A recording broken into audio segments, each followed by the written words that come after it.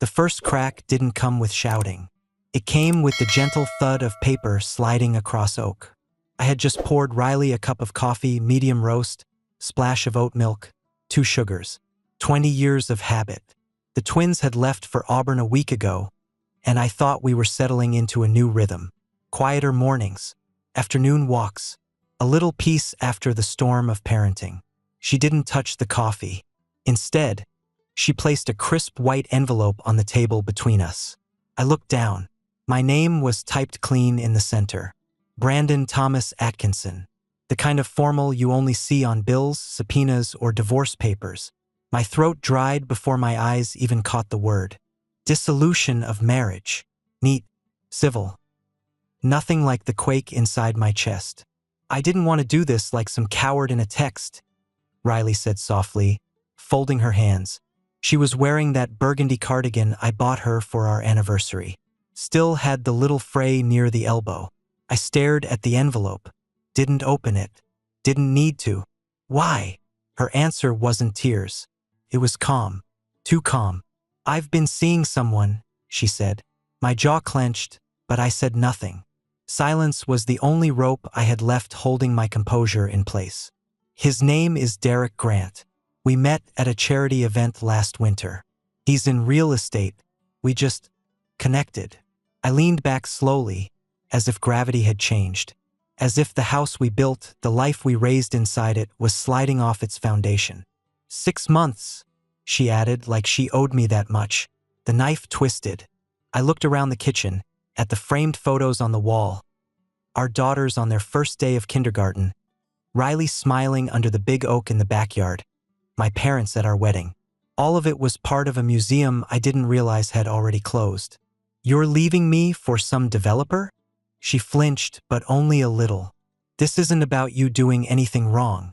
You were too perfect. Predictable. Safe. But I want more now. Passion. Adventure. I stood up. Slowly. Deliberately. So 20 years of building a life together. That's not passion? My voice didn't rise. If anything, it went lower. Heavier. You think about taking care of our girls. Paying every damn bill on time. Driving through hurricanes to pick up your mother from the hospital. You think that was boring? She looked away. Not guilty, just done. I'm not blaming you, she said. You've always been good to me, but I've changed. I need something different now. Something different. That was the phrase people used when replacing a car. Not a husband. I looked down at the envelope again. My name, our legal unraveling. Typed in black ink by someone who didn't know me. Someone who didn't know what this house meant. What this table meant. I had built this table myself. It was white oak from a mill near Montgomery. Sanded smooth. Sealed by hand. We picked it out together when Riley was pregnant. She'd said she wanted something solid. Something that would last generations. Now it was the stage for a silent execution. I finally picked up the envelope. Slid it into the pocket of my flannel shirt. Riley stood and adjusted her sleeves, eyes glancing toward the front door. She was packed. A duffel in the hallway, her keys in her hand. The man she cheated with waiting in a car, probably just outside. I'll give you space to process, she said. Don't bother, I said, walking past her. There's nothing left to process. Brandon. I turned. She looked startled. Not because I shouted, but because I didn't. Because I wasn't pleading. I wasn't broken. Not yet. I sacrificed everything for this life, I said, voice steady. I worked 60-hour weeks so you could stay home. I missed fishing trips, birthdays, vacations. I was here, every day, present. And you call that predictable? Her lips parted like she wanted to say something. Anything, but nothing came out. I'll sign your papers, I said. But don't come back here thinking you'll find the same man waiting. She opened the door and stepped out into the late August heat. For a moment, I thought she might look back. She didn't. The door clicked shut. I stood there alone in the silence. The coffee had gone cold. And the house, once filled with laughter and slammed doors and girls asking for permission to stay out late, felt like a grave. I looked down at the oak table. Then I grabbed a hammer from the garage and, without hesitation, cracked the top clean through. I started with the closet. Riley's clothes were still hanging like nothing had changed. Her blouses in color order, her perfume bottles lined like soldiers on the dresser. The scent of sandalwood clung to everything. I opened the windows and let the wind gut the room. One by one, I stripped the hangers, folded the clothes, and dropped them into boxes I'd picked up from the store. No tears, no sniffing old sweaters, just hands moving, methodical. My wrists ached halfway through, but I didn't stop. I wasn't cleaning, I was clearing ground, like tearing up rotten flooring before you lay down something new. I found the shoebox under her side of the bed. Notes from our early days. A concert ticket from when we saw Travis Tritt in Birmingham. The card I gave her on our 10th anniversary. To my North Star. She'd kept it, right up until she decided I was too predictable. I burned that box in the fire pit out back. Sold her car the next day. I listed it at a fair price and told the buyer I wanted it gone before the weekend. Didn't even haggle. Just handed over the keys and watched it disappear down the street. Her name came off the joint accounts next. Canceled the shared streaming services. Called the credit card company and chopped plastic. Every number, every subscription, cut clean. Like dead branches from a tree that still had life left in the trunk. The oak table? I dismantled it completely. Took a chainsaw to it and dumped the pieces in the woods behind the house. Could have sold it, sure, but that thing held too many ghosts. I'd rather hear it rot than see it in someone else's dining room. A few days later, I called Max. He was my best friend back in high school, used to race dirt bikes with me down in Pike County. We hadn't talked much since he moved to Birmingham and got into real estate, but I remembered he handled rural properties now. Max, it's Brandon. Got a minute? Damn man, been years. You all right? No, I said flatly, but I will be. I need to sell the house. Max didn't ask questions, just said, I'll be there Friday. I hung up and sat on the front porch, rocking slowly, thinking about the years. How the creak of that wood under my boots used to mean home. Now it just sounded like goodbyes. The girls called later that night. Jessa was first. Mom told us, she said, voice low, careful. Said you two are splitting up. Is it true? It's true, I said. Silence. Did you cheat? She asked. That hit hard. But I didn't flinch. No, your mother did. I heard her breath catch. Is it Derek? She whispered. That guy from the Christmas party? I didn't answer. Didn't need to. Next came Maggie. Dad, are you okay? Not yet, she cried. Tried to muffle it, but I could hear it clearly. My girls were tough, but they weren't made for betrayal. Neither was I, but I wasn't made to collapse either. I'm still your dad, I told them. Still the same man who fixed your brakes and grilled burgers every 4th of July. I'll be okay. Just need to clear some space. Do you need help? Jessa asked.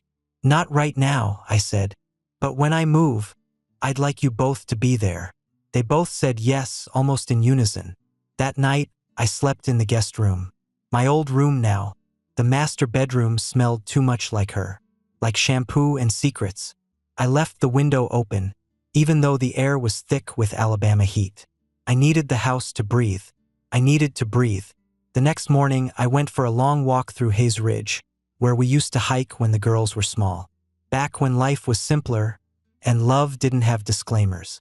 I passed the old fence line and sat on a flat rock overlooking the trail. Birds chirped like nothing had changed. Maybe they were right. Maybe nothing had, except me. The house was half empty now, but it didn't feel hollow. Felt clean. And somewhere deep in my gut, under the anger and ash, I felt something stir. Something I hadn't felt in a long time. Possibility. I headed back to Hayes Ridge a week later. This time with an old Garmin GPS and a faded geocache map I found in a drawer behind my toolbox. I hadn't gone geocaching in years. Not since the twins were little. Riley used to laugh at how seriously I took it, tracking coordinates like I was hunting lost Confederate gold. I guess I just liked the quiet purpose of it. No people, no expectations, just a man and the woods. That morning, the trail was still damp from last night's storm. My boots crunched through wet leaves as I followed the ridge markers. The air smelled like pine and mud, honest smells, the kind that doesn't lie to your face. I reached an old survey stake half buried in the hillside. The map marked it as cache number 7. I knelt down, wiped sweat from my forehead, and started digging with my folding spade. A few inches in, I hit metal. Not plastic, metal. That was the first clue something was different. I cleared more dirt until I uncovered a rusted iron box, maybe the size of a loaf of bread, wrapped in oilcloth. The hinges groaned like an old man's knees when I cracked it open. And there they were, 12 large copper coins, each wrapped in wax paper. No rust, no corrosion, just clean, aged metal that shimmered in the filtered sunlight. The first one I held had the faint image of Lady Liberty and the year 1793, along with a circle of chain links around the edge. A 1793 chain cent. My heart thumped hard. I had a book on antique coins from my grandfather, buried somewhere in the attic. I remembered that coin. It was rare, very rare, and valuable. But I wasn't thinking about money just yet. I was thinking about how something this old, this forgotten, had survived buried in Alabama clay. I sat back on my heels, the box in my lap, and laughed. Not a joyful laugh, a what the hell is happening laugh. I just lost my wife, sold my house, and was sleeping in a half-furnished space surrounded by boxes. And now I was holding what might be the most valuable thing I'd ever touched. Found by accident, like God tipping his cap after the storm. I carried the box home like it was made of glass. Back at the house, I pulled out the old coin book and flipped through it, matching each piece to its description. An 1804 draped bust, an 1811 classic head, a couple braided hair scents from the 1850s, and that chain scent minted for 1 year only. Most were damaged or worn. This one was clean, sharp detail, no corrosion. Even in my rookie understanding, I knew these weren't just old coins. They were rare, museum-level rare. I spent the next 3 days researching values, scrolling auction results, and reading forums. I didn't post anything, didn't ask for help. Not yet. I didn't trust the internet with something like this. But I kept seeing the same number pop up when it came to the 1793 chain cent in near-mint condition. $250,000. My hands shook a little when I read it the third time. I looked at the box again. 12 coins. Even the lesser ones were worth thousands each. Suddenly, the empty house didn't feel like a ruin. Felt like a staging ground. Cocoon. This was more than luck. It was timing. It was mine. 3 days later, I drove to Birmingham and met with a local appraiser. An old guy named Corman who ran a coin shop next to a pawn store. I brought just one piece, the 1804 draped bust. He squinted through a loop and gave a low whistle. "Where'd you find this?" "Hunting," I said flatly. "You got more of these?" "Maybe." He offered me 15 grand cash. I declined. On the drive home, I felt the first real surge of confidence I'd had in months. Not because of the money, but because of what it meant. I didn't need Riley. Didn't need anyone to hand me back my dignity. I was building it myself, one coin at a time. That night, I opened the box again and stared at the chain cent under the kitchen light. It was the most valuable thing I'd ever held. And I hadn't even scratched the surface. I hadn't flown anywhere in over a decade. The last time was a family trip to Disney, back when the twins were still arguing over who got to sit by the window. This time, it was just me. Boots polished, jacket zipped, rare coins wrapped in archival sleeves inside a hard case tucked under my arm like a newborn. New York City felt like another planet. Horns blared nonstop. Buildings scraped the sky. People walked like they were racing something invisible. But I held my ground. I wasn't there to play tourist. I was there to change my damn life. Adams and Burns sat on the Upper East Side, behind thick glass doors and a limestone facade that smelled like old money. I'd researched them for weeks. Top tier in rare Americana, private collectors, and estate coins. If anyone could tell me what I had, it was them. A young assistant in a black suit greeted me. "Mr. Atkinson?" "Yeah, Brandon." She nodded respectfully. No smirk, no condescension, just business. Right this way. Mr. Adams and Ms. Langley are expecting you. Leo Adams was older than I expected. White beard, wire glasses, silk tie tighter than a noose. But the sharpness in his eyes told me he'd appraised fortunes before breakfast. Adelaide Langley, though, she surprised me. Late 30s, tall, dark hair pulled into a sleek bun. Her handshake was firm, her voice direct. You brought the coins? I nodded and placed the hard case on the polished mahogany desk. Adelaide opened it carefully, peeling back the sleeves like she was handling ancient scripture. The room went quiet. Leo leaned forward with a low grunt. Well, I'll be damned. They examined all 12, whispering terms I half understood. Die state, obverse detail, strike sharpness. I didn't interrupt. I just watched. After 20 minutes, Adelaide turned to me. Mr. Atkinson, this is one of the finest preserved private coin caches we've seen. Where did you acquire them? On my land, I said. Buried, sealed tight. I found them while hiking. Are you the sole owner of the property? I was. Sold it after the divorce. She didn't ask more, just nodded. Respectful. Leo spoke next. We'd recommend auctioning 4 of these. Start with the chain scent, the draped bust, and 2 of the braided hairs. That alone could fetch you between 400 and 600,000, depending on bidder mood and timing. I blinked. He was serious. I don't want it all in one place, I said. I want it clean, protected, structured. Adelaide smiled. Smart. We can help you set up accounts to manage the income, trusts, diversification, offshore structuring if desired. I reached into my coat and handed her a folded piece of paper. It was a list I'd typed the night before on a borrowed laptop. What's this? She asked. A condition. I want 10 acres of forestland in central Alabama purchased through an LLC and donated to the State Conservation Trust. No public credit. Just done. She read it, then looked up with a mix of curiosity and approval. That's a very specific request. My grandfather used to say you only take what the land gives you if you give something back. Leo chuckled. We don't get men like you in here often. I figured. They agreed to take the coins. The auction would be 3 months out. Enough time to build the narrative, circulate previews, and attract the right bidders. But before I left, Adelaide walked me to the elevator. You're not what I expected, she said plainly. Most folks never are, I replied. She laughed. Tell you what, if you're ever back in the city, give me a call. I know a place with better bourbon than anything south of Kentucky. Is that so? She handed me a small key attached to a brass tag. It's for a guest unit in the building, my backup crash pad. Use it if you ever need a place to land. I took the key, not because I planned on using it yet, but because I knew what it meant. Respect, invitation, possibility. That night, I sat in my hotel room with the city glowing outside the window and poured myself a drink from the minibar. I looked out at the skyline, the endless movement, the heartbeat of power and ambition pulsing through Manhattan. This wasn't my world, but I wasn't scared of it either. I had no wife, no house, no anchor holding me in place. And for the first time in my life, I realized something. That wasn't loss. It was freedom. The Cayman air was thick and warm, like stepping into a quiet, expensive oven. Not the burning Alabama sun I was used to.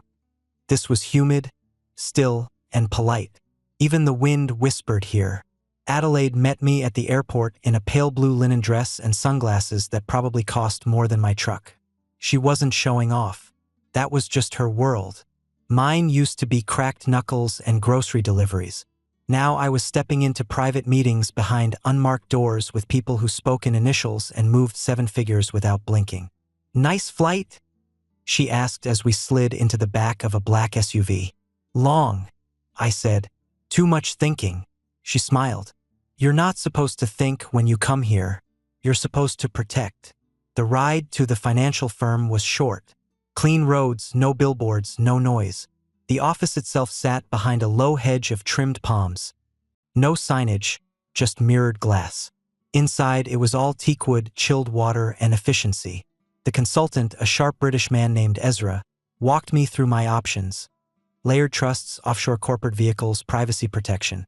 He talked fast, precise, like a surgeon who didn't have time for hand-holding. After an hour, he looked up from the forms.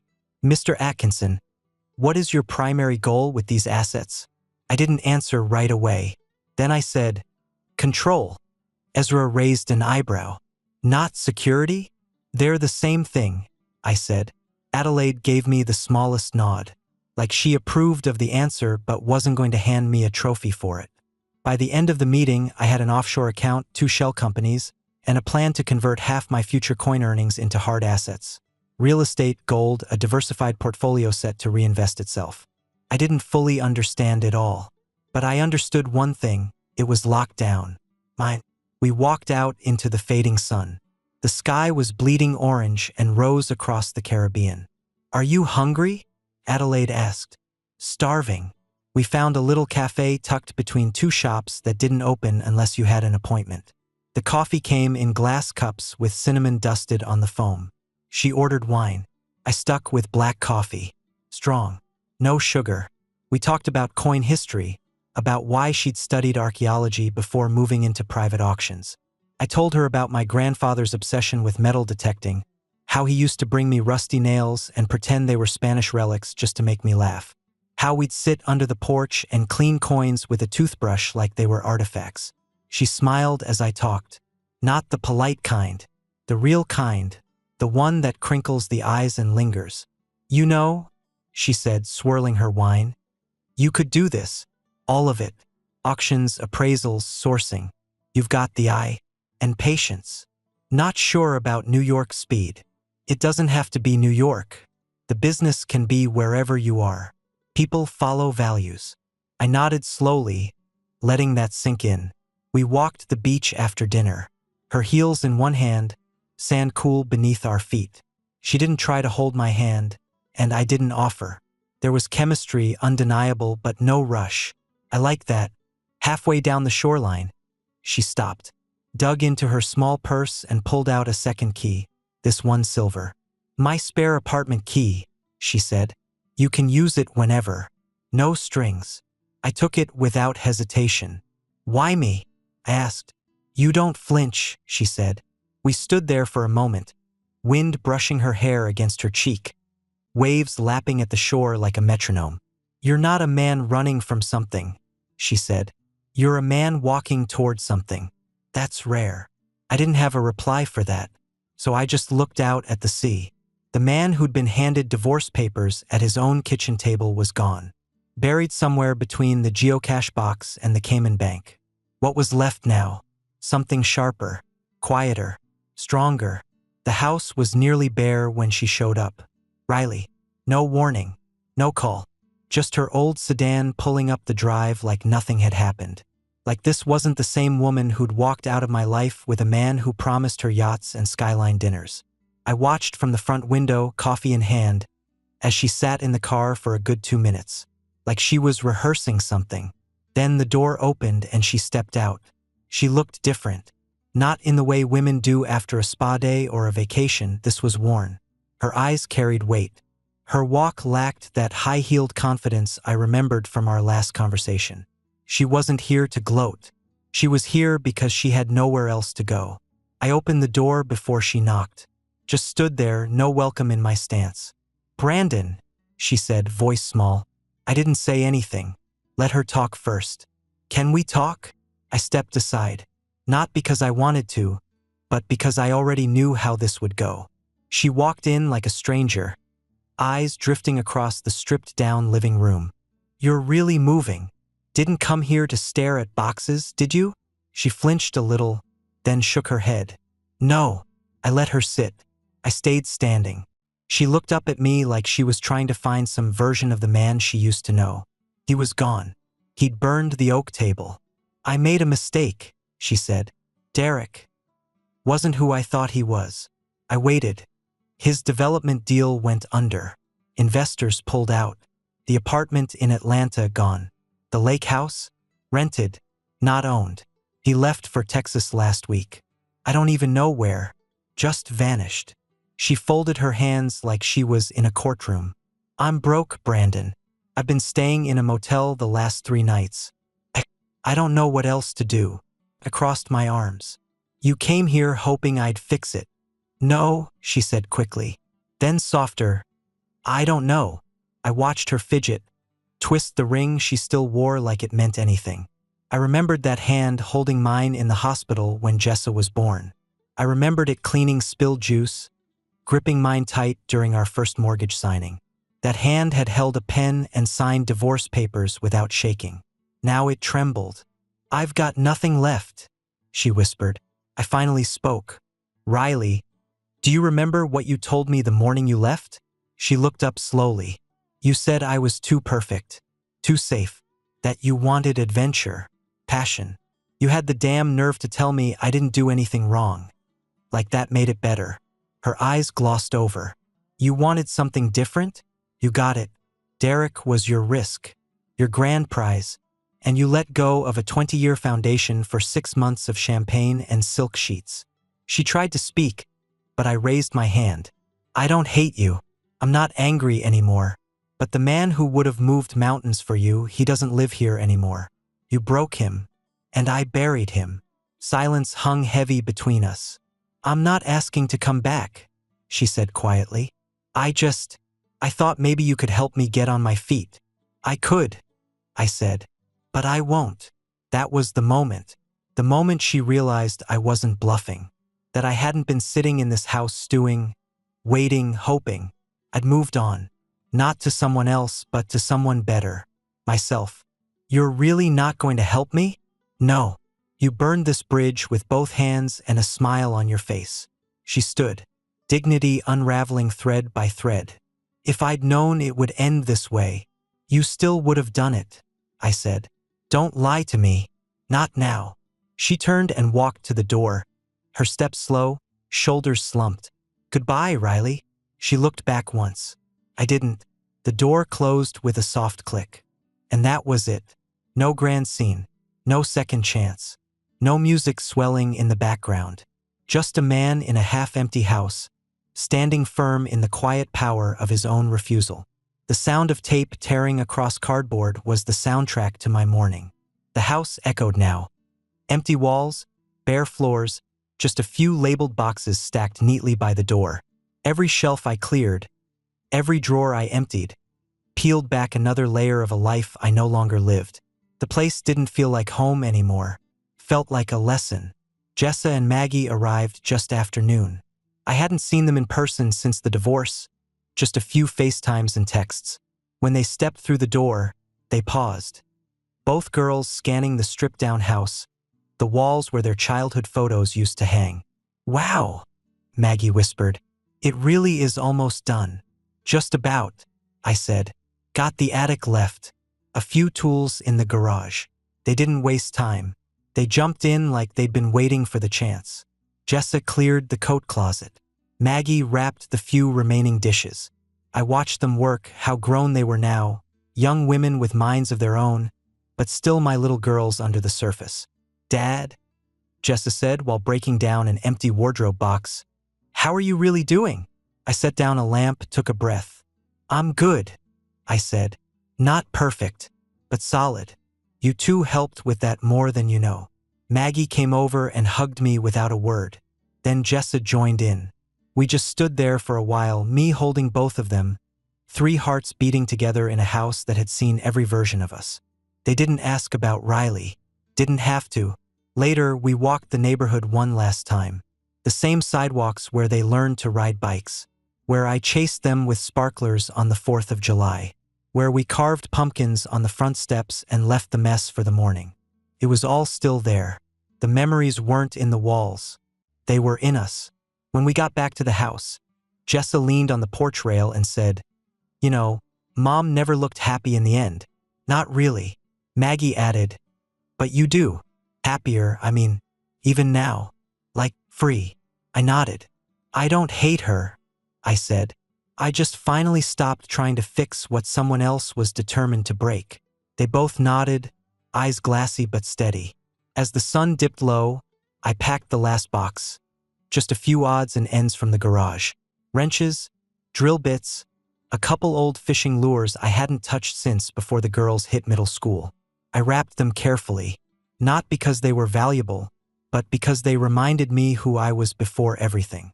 The man who built things, repaired what was broken, knew when to walk away from something that couldn't be salvaged. Max showed up with the moving truck just after dark.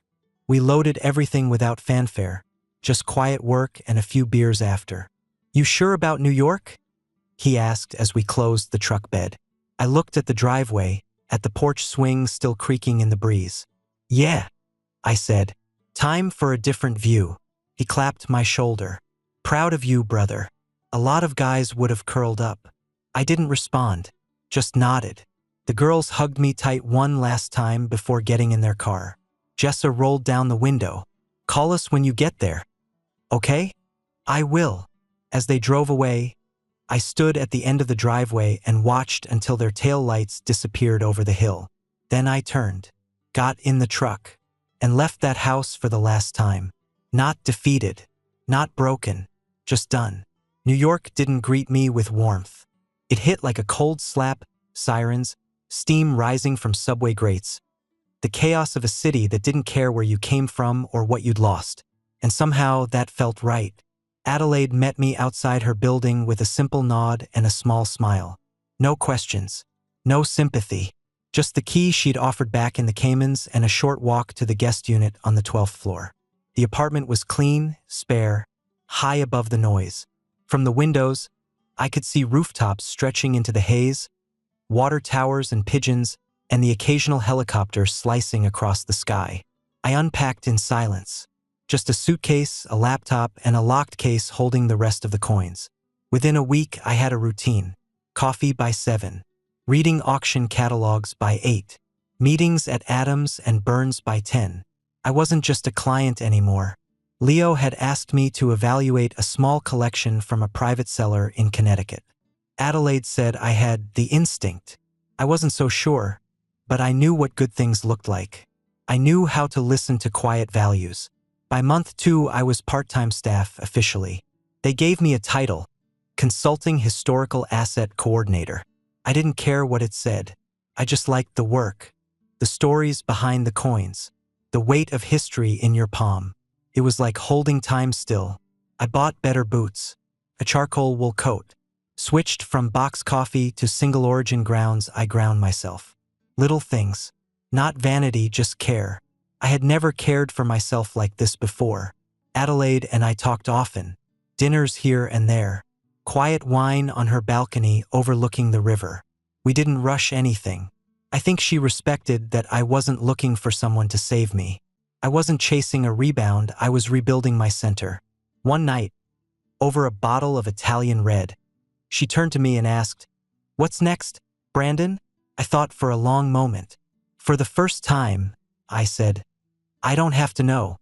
I've got options. I've got peace. That's enough." She nodded. "You don't miss Alabama?"